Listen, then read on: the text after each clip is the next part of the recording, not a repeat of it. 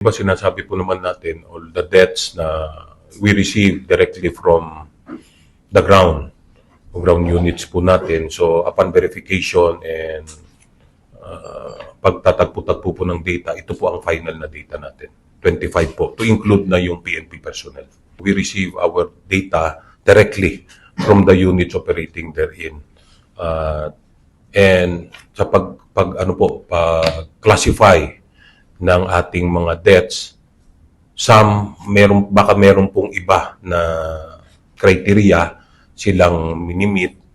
Kasi ang pinag-uusapan po natin dito, no other deaths aside from those directly related to the habagat or to the typhoon, di po ba?